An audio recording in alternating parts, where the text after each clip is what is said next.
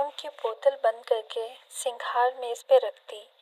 मखसूस हॉर्न और गेट खुलने की आवाज़ पे मोबाइल और पर्स उठाकर बाहर को भागी। काफ़ी देर से वो कमरा बंद करके बारात में जाने के लिए तैयार हो रही थी। फातिमा बेगम जल्दी जल्दी का शोर मचाए 10 बार दरवाज़ा बजा चुकी थी। मुकर्ररा वक्त होने को था। आज दावर भाई की बारात थी। सुलेमान साहब को तो सबसे पहले हाल पहुंचना था और इसकी सुस्त रो तैयारियां वो वाकिफ थे इससे। पोर्च खाली था। ताया फुरकान के पोर्शन से अलबत्ता शोर सुनाई दे रहा था। गालिबन वहां पर अभी सब नहीं निकले थे। अब क्या करें? अब्बा को फ़ोन करें या ताया फुरकान के घर जाकर किसी से लिफ्ट मांगें? वो इन्हीं सोचों में उलझती अंदर जाने को पलटी ही थी कि खुले गेट पर हॉर्न हुआ। उसने रुककर देखा। स्याह चमकती कार बाहर खड़ी थी। इसकी हेडलाइट्स खासी तेज थीं। हया की आंखें चंधिया गईं। इसने बेइख्तियार माथे पे हाथ का साया बनाकर देखना चाहा। तब ही हेडलाइट्स धीमी हुईं। ड्राइविंग सीट पर बैठे शख्स का चेहरा वाज़ेह हुआ। वो वलीद लगारी था। साथ फ्रंट सीट पर इसके वालिद थे और पीछे वालिदा। अस्सलामुअलैकुम हया। दरवाज़ा आधा खोलकर बाहर निकला और एक नर्म मुस्कुराहट के साथ इसे देखा। वो धीमी हुई होती हेडलाइट्स की रोशनी में इसके सामने खड़ी थी। गहरे सुर्ख कामदार बगैर आस्तीनों वाले फ्रॉक जो पाँव तक आता था और नीचे हमरंग तंग पजामा। फ्रॉक बहुत लंबा था, सो पजामे की चूड़ियाँ बमुश्किल दिखाई देती थीं। गोल्डन दुपट्टा गर्दन में था और कानों से लटकते लंबे लंबे अवेजे कंधों को छू रहे थे। काजल से लबरेज स्याह आंखें और कमर पर गिरते सीधे बाल। हमें मैरिज हॉल का इल्म नहीं है, अंकल हैं? वो निगाहों में इसे जज्ब करते पूछ रहा था। मुतज़ब्ज़ब होते हुए वो आगे आई, फिर इसे नज़रअंदाज किए लगारी साहब के दरवाजे के साथ रुकी। अंकल, पैराडाइज मॉल जाना है और अब्बा शायद निकल गए, मुझे तो पता ही नहीं चला। वो वाकई परेशान थी। ओह, तो आपके चचा वगैरह? वो तो अब्बा से भी पहले चले गए थे। ठहरें, अब ज़्यादा दूर नहीं गए होंगे, मैं इन्हें वापस। अरे वो क्यों वापस आए? इनका जल्दी पहुंचना ज़रूरी है। आप मेरे साथ आ जाओ बेटा, हमने भी तो वहीं जाना है। हाँ बेटा आओ। मिसेस महनाज लगारी ने फ़ौरन अपनी तरफ का दरवाज़ा खोला और दूसरी तरफ हो गई। वो चंद लम्हे तजब्जुब में खड़ी रही। अब अगर अब्बा का इंतज़ार करती तो आधा फंक्शन निकल जाता, और अगर इनके साथ जाती तो अब्बा बुरा नहीं मानेंगे, ये तो इसे यकीन था। चलें ठीक है। वो हिचकिचाते हुए पिछली सीट की तरफ बढ़ गई। तो हमारी बेटी क्या करती हैं? इस रास्ते में लगारी साहब ने पूछा था। मैं इनकी बेटी कब से हो गई? जी, मैं शरिया एंड लॉ में LLB ऑनर्स कर रही हूँ। यानी कि आप इस्लामी वकील हो? जी, वो फीका सा मुस्कुराई। ये लोग इतनी अपनायत क्यों दे रहे हैं इसे? तो ये शरिया एंड लॉ कैसा सब्जेक्ट है? उमैर लगारी ने बात आगे बढ़ाते हुए कहा, क्योंकि मैं बुनियादी तौर पर एक इंजीनियर हूँ और इंजीनियरिंग शुरू में मुझे बहुत मुश्किल लगती थी, बाद में आसान हो गई। मुझे शरिया शुरू में मुश्किल लगती थी, बाद में आदी हो गई। वो तीनों हंस पड़े तो इसे एहसास हुआ कि इसे ख्वामख्वाह इनके साथ ज़्यादा बेतकल्लुफ़ नहीं होना चाहिए। हया बेटा, आपका शादी के बाद प्रैक्टिस का इरादा है? क्योंकि मैं और आपके अंकल तो कभी इस मामले में ज़बरदस्ती के कायल नहीं रहे। हमने फील्ड मुंतखब करने से लेकर कैरियर बनाने तक हर चीज़ में अपने बच्चों की मर्ज़ी को मुकद्दम रखा है। खुद वलीद को भी शादी के बाद बीवी के जॉब करने पर कोई एतराज़ नहीं है। महनाज कह रही थी और वो हक्का बक्का इनके मुंह देख रही थी। क्या मामलात इतने आगे बढ़ चुके थे, या वो इस खुशफहमी का शिकार थे कि अब्बा इनको कभी इनकार नहीं करेंगे? बमुश्किल हूँ हाँ मैं इसके सवालात के जवाबात देती। वो इस वक्त पुरसुकून हुई जब मैरिज हॉल की बत्तियां नजर आने लगीं। लिफ्ट का शुक्रिया अंकल। वो अंकल और आंटी के साथ ही बाहर निकली थी। इसी पर लगारी अंकल का मोबाइल बजा तो माजरत करके एक तरफ चले गए। महनाज भी इनके पीछे गई। हया सुनिए। वो जाने ही लगी थी कि वलीद ने पुकारा। वो अभी तक अंदर स्टीयरिंग व्हील थामे बैठा था। मुझे आपसे बात करनी है। वो अपनी तरफ का शीशा नीचे किए से मुखातिब था। मगर ये मुनासिब नहीं है। मगर मुझे इसी रिश्ते के हवाले से बात करनी है। अगर आप 2 मिनट अंदर बैठकर मेरी बात सुन लें तो। साथ ही इसने फ्रंट सीट का दरवाज़ा खोला। रोशनी का एक कोंदा इसके जहन में लपका। मौका अच्छा था। वो इसको अपने निकाह के बारे में बताकर सारा मामला यहीं दबा सकती थी। लाठी भी नहीं टूटेगी और ये 6 फीट का सांप भी रास्ते से हट जाएगा। ठीक है, लेकिन यहाँ हमारे रिश्तेदार हैं। अगर डोंट वरी, मैं कार बैक साइड पर ले जाऊँगा, आप बैठिए। वो कंफ्यूज सी होकर अंदर बैठ गई। जिंदगी में पहली दफ़ा वो यूं किसी लड़के के साथ तन्हा बात करने बैठी थी। अब्बा को पता चलता तो इसकी सारी वसी और नजरें भग से उड़ जाती। इसे लिबास पहनने की आज़ादी थी, सर ढकने की पाबंदी भी ना थी। मगर लड़कों से बेतकल्लुफ़ी या दोस्ती की इजाज़त अब्बा ने कभी नहीं दी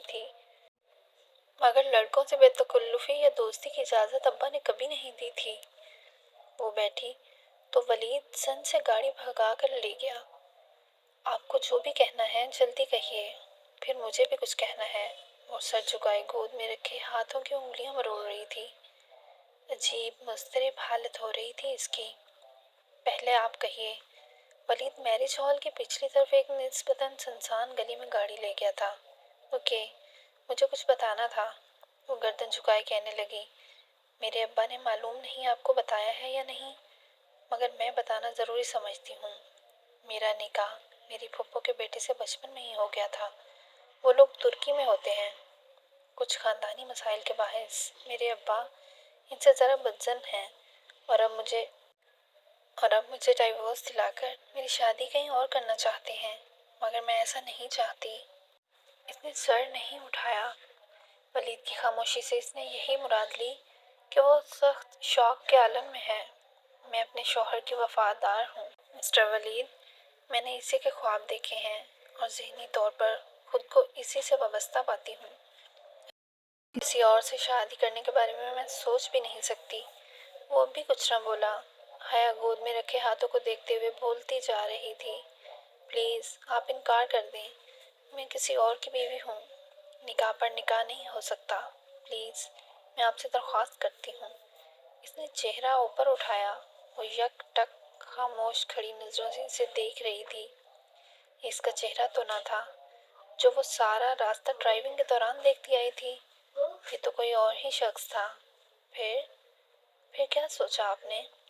इसकी आवाज़ लड़खड़ा गई। वलीद की आंखों में कुछ ऐसा ज़रूर था कि जिसे देखकर इसे लगा कि वो एक संगीन गलती कर चुकी है।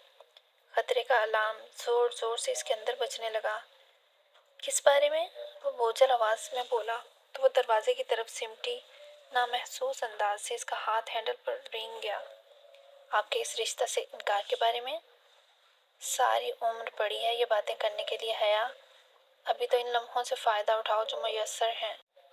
वलीद ने दोनों हाथ इसकी गर्दन पे रखने चाहे, मगर वो ज़ोर से चिल्लाई। इसने ज़ोर से हैंडल खींचकर दरवाज़ा धकेला। दरवाज़ा खुलता चला गया।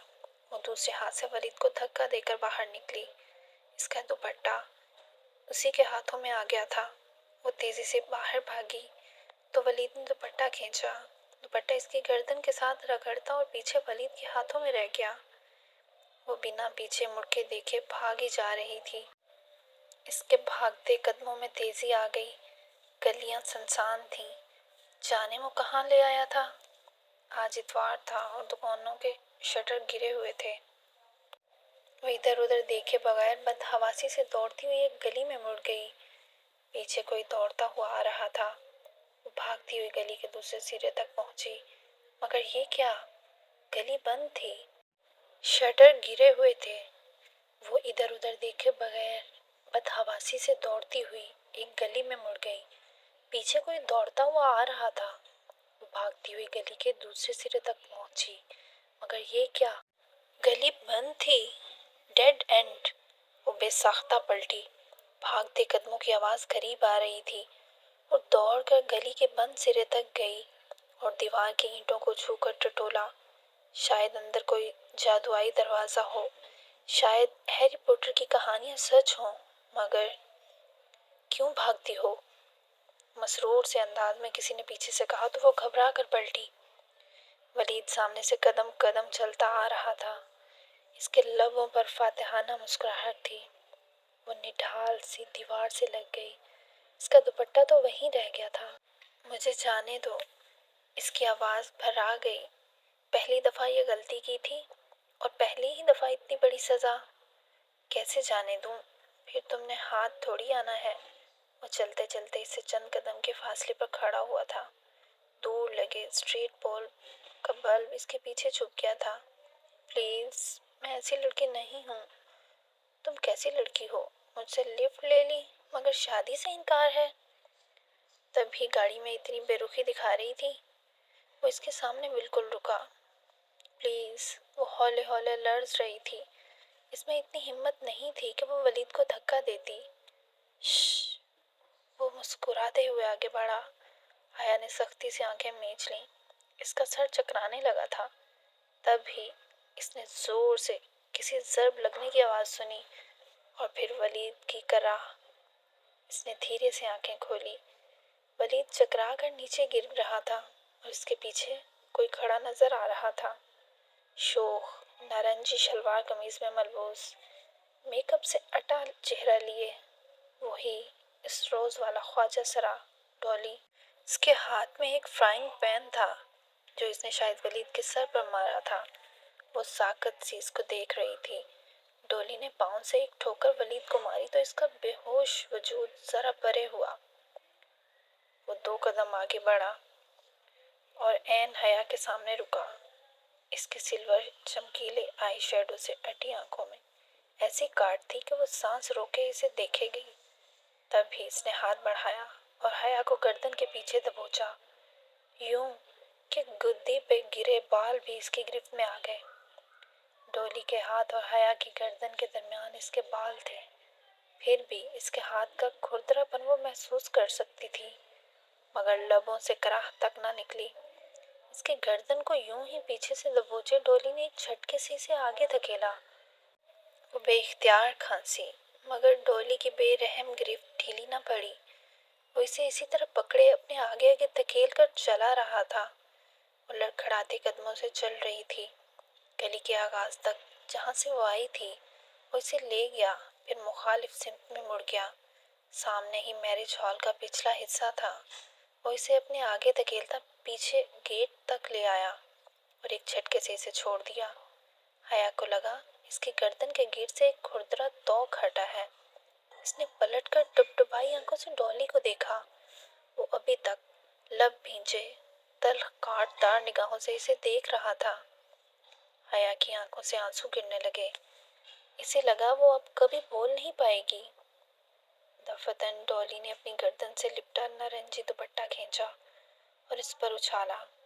دوپٹہ اس کے سر پہ آن ٹھہرا، پھر سلکی بالوں سے پھسلتا ہوا شانوں پر ڈھلک گیا۔ ڈولی چبھتی ہوئی نظروں سے اسے دیکھتا ہوا آہستہ سے بولا، بے حیا۔ اس کے لہجے میں برچھی کی کاٹ تھی۔ پھر وہ پلٹ گیا۔ بھیگی آنکھوں سے اسے دور جاتے دیکھتی رہی۔ نارنجی دوپٹہ اس کے کندھوں سے پھسل کر قدموں میں آ گرا تو وہ چونکی، پھر جھک کر دوپٹہ اٹھایا۔ ریشمی بھڑکیلا نارنجی دوپٹہ، اس پر سستا سا گولڈن ستاروں کا کام تھا۔ وہ کبھی اپنی مائی کو بھی ایسا دوپٹہ نہ دیتی، مگر آج اس نے اچھے طریقے سے خود کو اس دوپٹے میں لپیٹا تاکہ پہچانی نہ جائے اور پچھلے گیٹ کی طرف بڑھ گئی۔ ہال میں جانے کے بجائے وہ باتھ رومز کی طرف آئی اور اپنا حلیہ درست کیا۔ رونے سے کاجل بہہ گیا تھا، بال بھی بکھرے تھے۔ موبائل اس چھوٹے سے کلچ میں تھا جو اس نے سارے عرصے میں اپنے بائیں ہاتھ میں دبوچے رکھا تھا۔ اندر فنکشن اپنے عروج پہ تھا۔ اسٹیج پہ دولہا دلہن رشتے داروں، کزنز اور دوستوں کے درمیان مسکرا رہے تھے۔ سونیا بھابی بھی بہت اچھی لگ رہی تھی اور داور بھیا بھی۔ ارم فیروزی فراک میں چہکتی ہوئی ادھر ادھر گھوم رہی تھی۔